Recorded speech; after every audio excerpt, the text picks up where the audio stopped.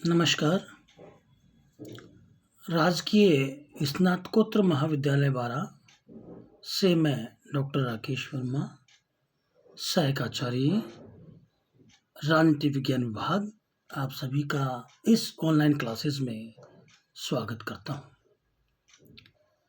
प्यारे बच्चों, BA second year का द्वितीय प्रश्न पत्र भारतीय राजनीतिक व्यवस्था, इस पुस्तक का हम अध्ययन कर रहे हैं। यह पुस्तक हमारे लिए यह इसलिए आवश्यक है, इस पुस्तक के अध्ययन के माध्यम से हम हमारे सिलेबस, जो हमारा पाठ्यक्रम है, उसको तो पूर्ण कर ही रहे हैं, साथ ही हम आगामी जो प्रतियोगी परीक्षाएं हैं, उन परीक्षाओं में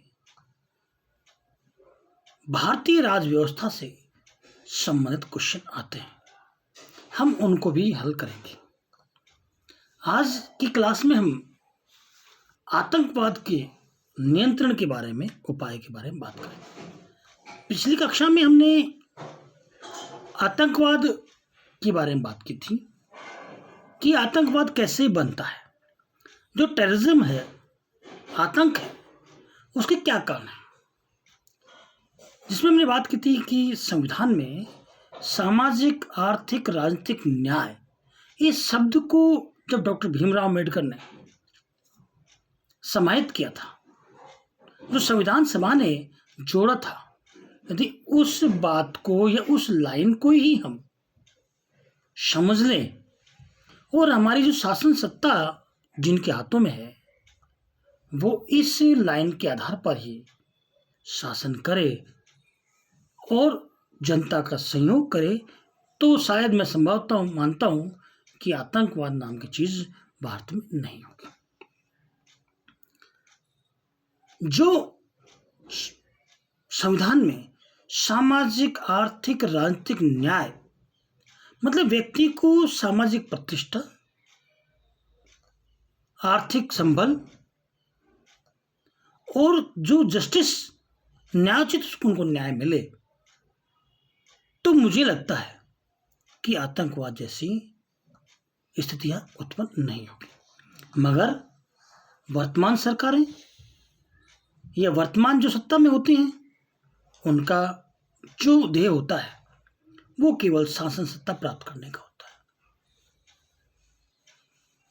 फिर भी हम बात करते हैं कि हम आतंकवाद को समाप्त कैसे कर सकते हैं या नियंत्रित कैसे कर सकते हैं।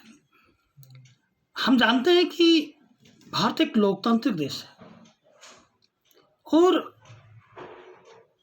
लोकतंत्र में आतंकवाद एक चुनौती भी है।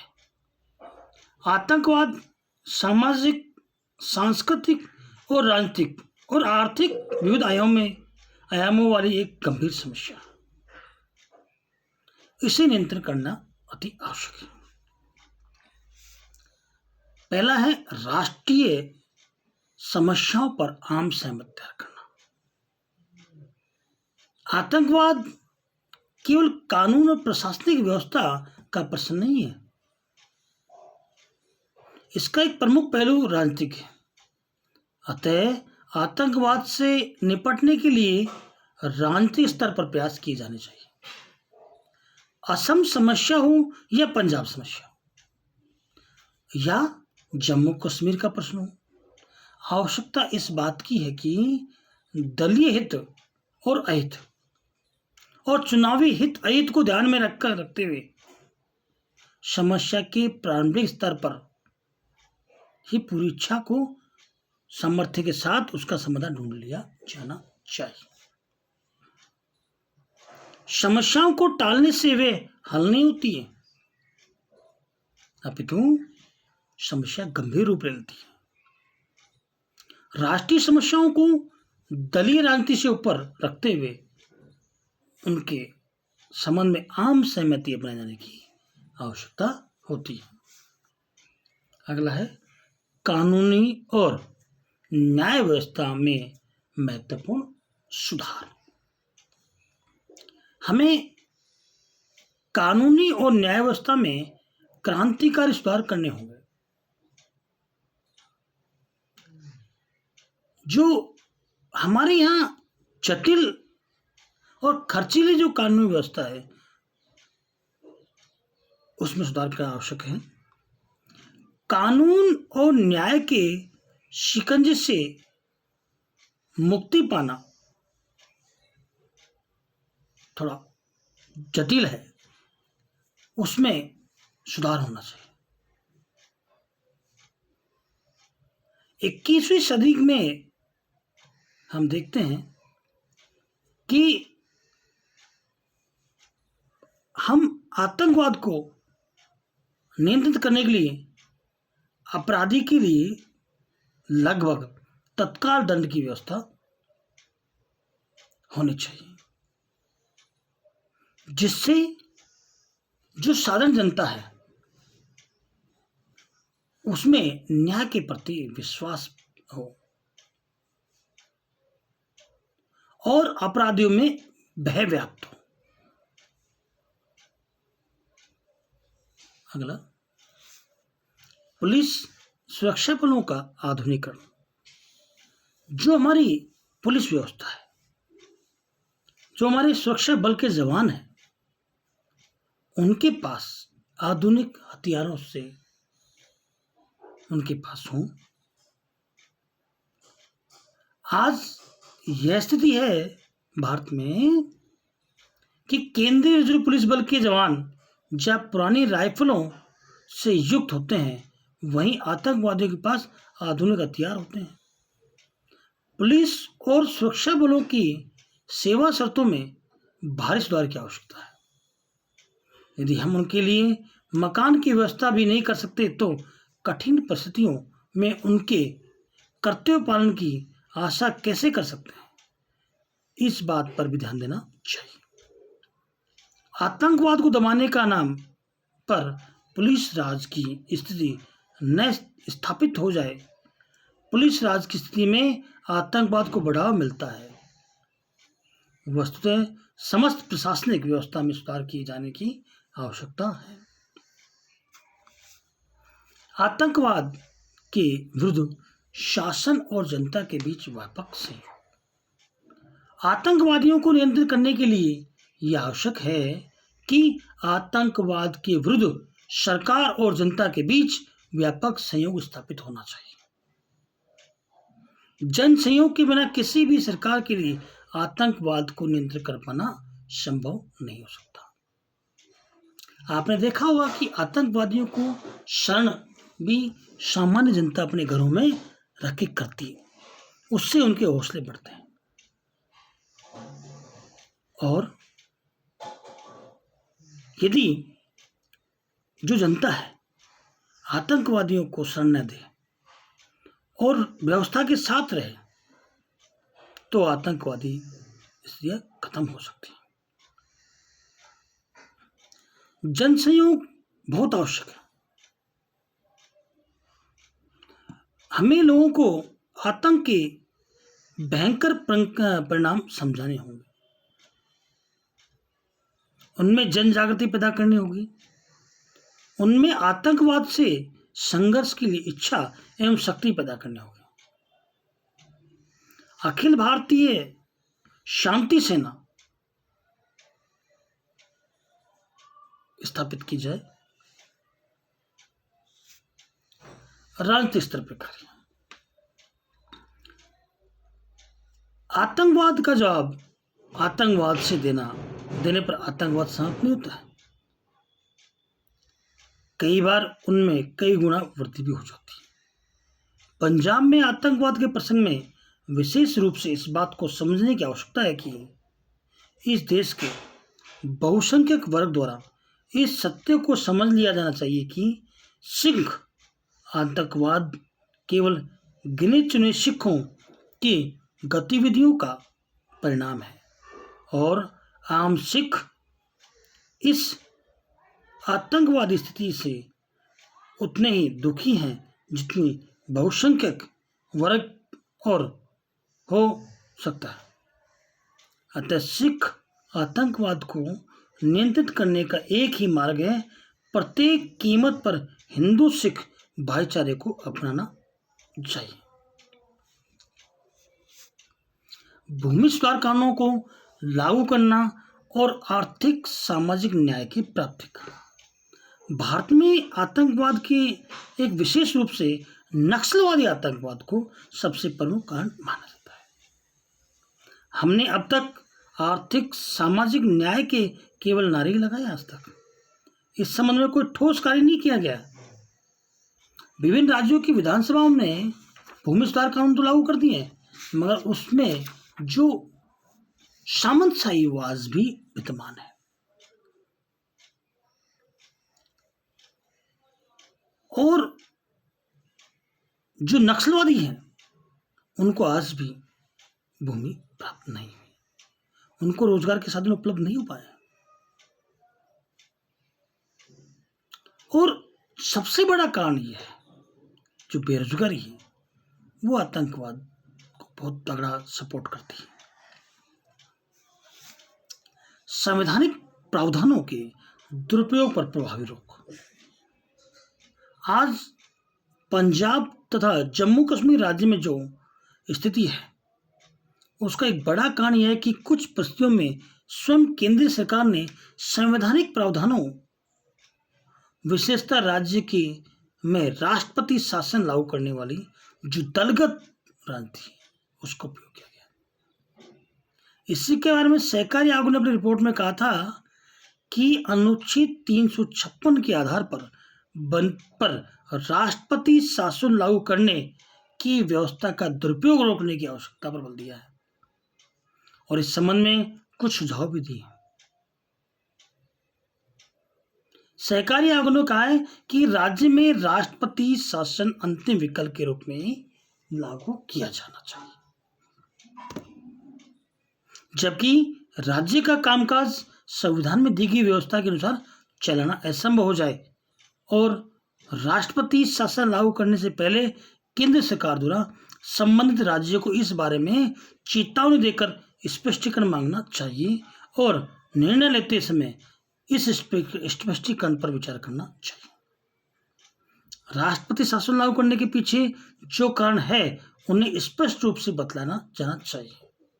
राज्यपाल इस प्रसंग में राष्ट्रपति को भेजी गई रिपोर्ट भी संसद में रखी जानी चाहिए। तथ्य यह है कि अनुच्छेद 356 के दुरुपयोग को रोकने की प्रभावी उपाय व्यवस्था नहीं की गई।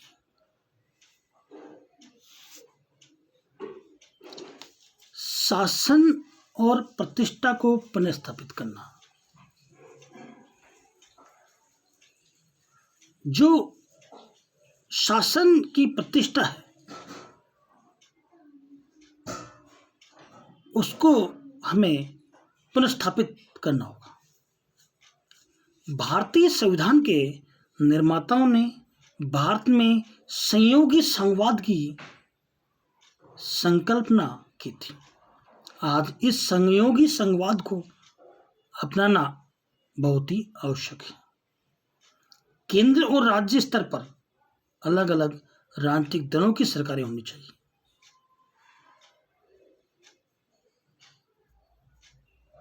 लेकिन इन स्थिति के कारण संघ राज्य संबंधों के सुचारू संचालन में कोई बाधा नहीं आनी चाहिए।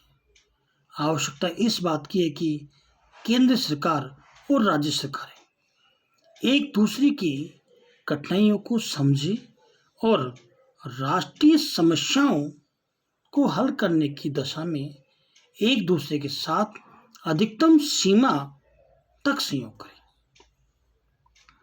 आज स्थिति यह है कि आतंकवादी तत्व केंद्र सरकार पर भी दबाव डालने की कोशिश करते हैं और इसमें कई बार वे सफल भी हो जाते हैं।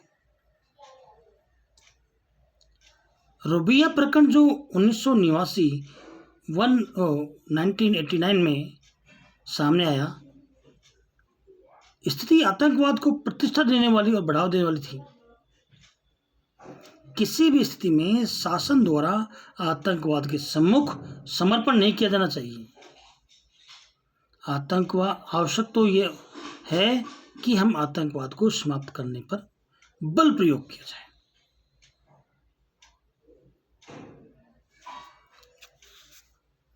भारतीय मामलों में पाकिस्तान का आक्षेप समाप्त करने का प्रयास करना चाहिए।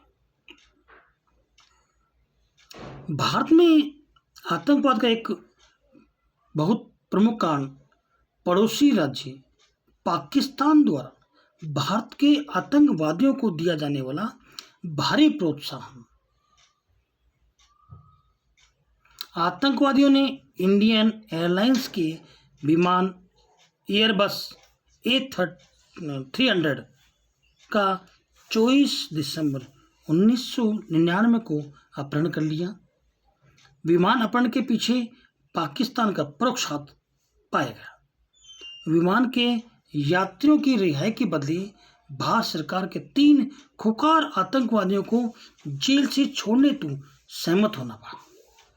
हमें भारतीय मामलों में पाकिस्तान की इस दखलबाजी को समाप्त करने के लिए सभी संभव प्रयत्न करने होंगे। सर्वप्रथम तो पाकिस्तान के साथ लगने वाली समस्त भारतीय सीमाओं को सीज कर देना चाहिए और इस कठिन और व्यय साध्य कार्य को करना होगा।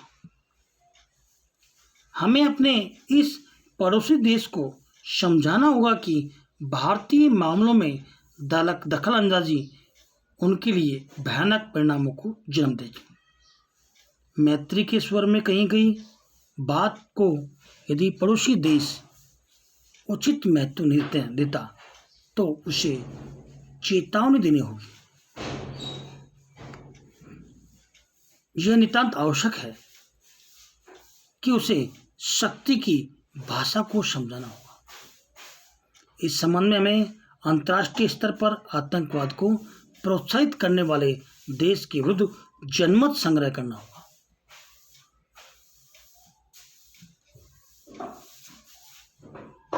यह तथ्य है कि भारत के साथ जो पाकिस्तान के हित के जो संबंध हैं उनमें सामंजस्य करना होगा।